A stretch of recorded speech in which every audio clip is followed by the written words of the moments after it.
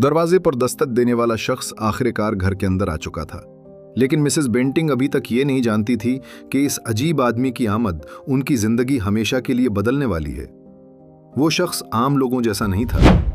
उसकी बातें अजीब थीं, उसका अंदाज अजीब था और उसकी आंखों में एक ऐसा राज छुपा हुआ था जिसे कोई पढ़ नहीं सकता था। इसी दौरान वो अचानक घबरा कर बोला, मेरा बैग कहाँ है? क्या मैं बैग साथ नहीं लाया था? उसकी आवाज में खौफ साफ महसूस हो रहा था। मिसेस बेंटिंग ने फौरन बैग उठाया और उसकी तरफ बढ़ा दिया। ये रहा सर। आदमी ने जल्दी से बैग पकड़ लिया, जैसे उसमें कोई बेहद कीमती चीज मौजूद हो। फिर वो धीमी आवाज में बोला, इस बैग में एक ऐसी चीज है जो मेरे लिए बहुत कीमती है। इसे हासिल करने के लिए मुझे बहुत मुश्किल पेश आई थी और अगर ये खो जाती तो शायद मैं उसे दोबारा कभी हासिल ना कर पाता। ये सुनकर मिसेस बेंटिंग हैरान रह गई। आखिर उस छोटे से बैग में ऐसा क्या था? लेकिन फिर एक अजीब बात हुई। उस आदमी ने अपना नाम बताया। मेरा नाम स्लिथ है, मिस्टर स्लिथ। फिर वो मुस्कुरा कर बोला, मेरा नाम याद रखने का आसान तरीका यह है कि शिकारी कुत्ते के बारे में सोच लीजिए। इसके बाद उसने एक और हैरानकुन बात कही, मैं चाहूं तो आपको अपने बारे में हवाला दे सकता हूं, लेकिन बेहतर होगा कि आप उसकी जरूरत महसूस ना करें। ये अल्फाज सुनकर मिसेस बेंटिंग को थोड़ा सा अजीब लगा, क्योंकि आमतौर पर हर नया किराएदार अपनी पहचान साबित करने की कोशिश करता है, मगर यह शख्स उसके बरक्स था। फिर उसने कहा, मैं 1 महीने का किराया पहले ही अदा कर देता हूं। यह सुनते ही मिसेस बेंटिंग के दिल में उम्मीद की एक नई किरण जाग उठी। कई हफ्तों बाद पहली बार उसे लगा कि शायद उनके बुरे दिन खत्म होने वाले हैं। उसने हिम्मत करके किराया बताया और इंतजार करने लगी कि शायद वो एतराज करेगा।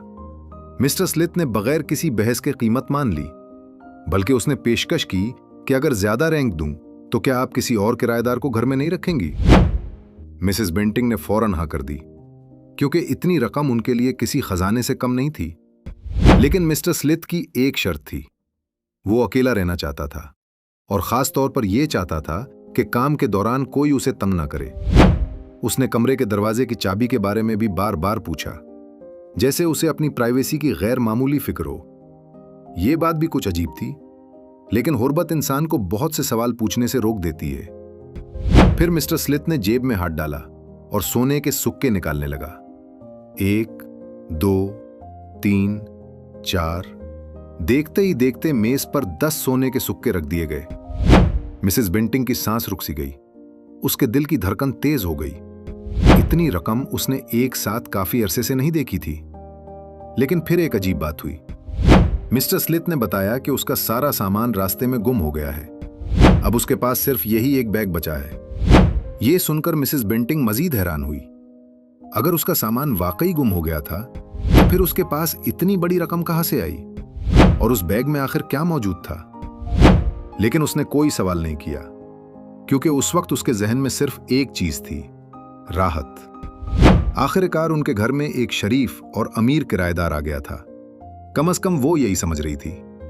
फिर मिसेस बेंटिंग ने पूछा, सर रात के खाने में क्या पसंद करेंगे? मिस्टर स्लिथ ने जवाब दिया, सिर्फ दूध और मक्खन वाली रोटी काफी होगी। यह जवाब भी गैर मामूली था। इतनी दौलत रखने वाला शख्स और इतना सादा खाना। मिसेस बेंटिंग ने बताया कि घर में एक अच्छा सा सासेज भी मौजूद है, मगर मिस्टर स्लिथ फौरन बोला, नहीं, मैं गोश्त नहीं खाता। उसकी आवाज में ऐसी सख्ती थी कि मिसेस बेंटिंग खामोश हो गई। फिर उसने पूछा, क्या आपको बेर या शराब चाहिए? यह सुनते ही मिस्टर स्लिथ का चेहरा बदल गया। उसकी आंखों में अचानक गुस्सा भर आया। वो सख्त लहजे में बोला, बिल्कुल नहीं। यह रद्द-ए-अमल इतना शदीद था कि मिसेस बेंटिंग भी घबरा गई। उसने फौरन वजाहत दी कि वो और उसका शौहर भी शराब से दूर रहते हैं। तब जाकर मिस्टर स्लिथ का गुस्सा कम हुआ। जब मिसेस बेंटिंग उसे सोने का कमरा दिखाने ले गई तो उस शख्स के चेहरे पर पहली बार सुकून नजर आया। वो कमरे के दरमियान खड़ा हो गया और आहिस्ता से बोला, आखिरकार आराम की पनाहगाह। फिर उसने बाइबल का एक जुमला दोहराया, जिसे सुनकर मिसेस बेंटिंग का उस पर एतमाद और बढ़ गया। अब उसे यकीन होने लगा था कि यह शख्स न सिर्फ शरीफ है बल्कि मजहबी भी है। मगर क्या वाकई ऐसा था, या फिर वो सिर्फ एक बेहतरीन अदाकार था? यह सवाल अभी जवाब मांग रहा था। इसी दौरान मिसेस बेंटिंग जाने लगी तो मिस्टर स्लिथ ने उसे रोक लिया। वो थोड़ा हकलाते हुए बोला, मुझे ज्यादा खिदमत की जरूरत नहीं, मैं अपने काम खुद कर लेता हूं। ये कहकर उसने गोया बात खत्म कर दी। मिसेस बेंटिंग को पहली बार महसूस हुआ कि शायद ये आदमी दूसरों से बहुत मुख्तलिफ है, बहुत ज्यादा मुख्तलिफ, और शायद उसके माजी में कोई ऐसा राज दफन है जिसके बारे में अभी कोई कुछ नहीं जानता।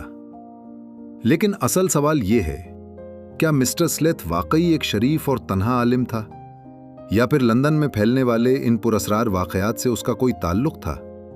और वो कीमती चीज आखिर उस बैग में क्या थी? कमेंट में अपनी राय जरूर बताएं। पार्ट 3 जल्द आ रहा है।